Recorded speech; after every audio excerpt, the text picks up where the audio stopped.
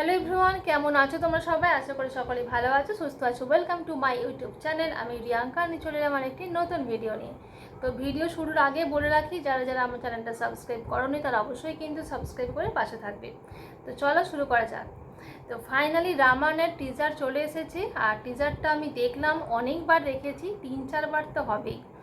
তো টিজারটা দেখে যদি আমাকে জিজ্ঞাসা করা হয় যে আমার কীরকম লাগলো, তাহলে বলবো আই এম ফুল স্যাটিসফাইড।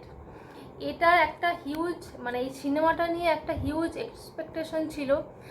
মানে এত বাজেটের মুভি একটা, যেভাবে ছবিটার অ্যানাউন্সমেন্ট এসেছিল, তো একটা হিউজ এক্সপেকটেশন ছিল। তো ফাইনালি যে টিজারটা দেখার পর তোমরাও শিওর স্যাটিসফাইড হবে। তো আর পুরো 2.5 মিনিটের টিজারটা ছিল। 2.5 মিনিটের টিজার ধরে পুরোটাই কিন্তু রণবীর কাপুরকে নিয়ে দেখানো হয়েছে। রণবীর কাপুরকে দেখে মনে হচ্ছে না যে এটা রণবীর কাপুর বা কোনো একটা ক্যারেক্টার বলে, মনে হচ্ছে যেন পুরো শ্রী রামচন্দ্র দাঁড়িয়ে আছে। অসাধারণ লাগছে দেখতে, খুব ভালো মানিয়েছে। বলে না যে একটা সুদিং ব্যাপার থাকে, তো সেইটাই হচ্ছে রণবীর কাপুরের মধ্যে পুরো চরিত্রটা আর কি ফুটে উঠেছে। খুব ভালো মানিয়েছে, দারুণ লাগছে দেখতে।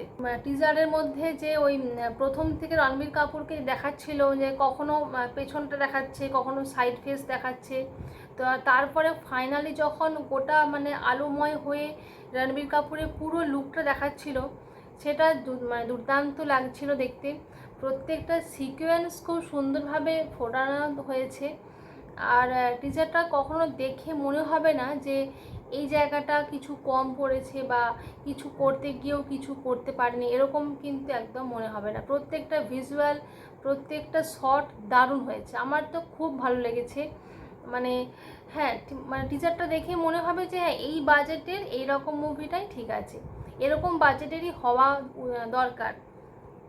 তো বলতেই হচ্ছে এই ছবিটার জন্য এই বাজেটটা একদম জাস্টিফাইড।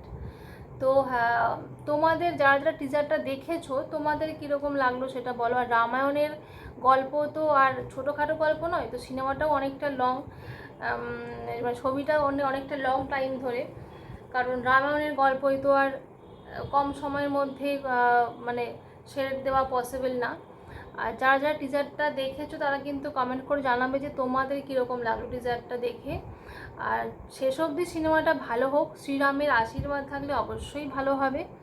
তো দেখা যাক পরবর্তীতে কি হয় না হয়, আর ডেফিনেটলি ভালো হবে, সেরকমটাই তো এক্সপেকটেশন আছে। তো আমার তো টিজারটা দেখেই একটা এক্সপেকটেশন লেভেল অনেকটা হাই হয়ে গেছে যে হ্যাঁ, ছবিটা টিজারটা দেখে মনে হচ্ছে না এটা কোনো বলিউড নয়, এটা কোনো টলিউড নয়, it's a Indian cinema, Indian film. তো চলো আজকে ভিডিওটা এখানে শেষ করছি, দেখা হচ্ছে নেক্সট কোনো ভিডিওতে। সবাই ভালো থেকো, টাটা।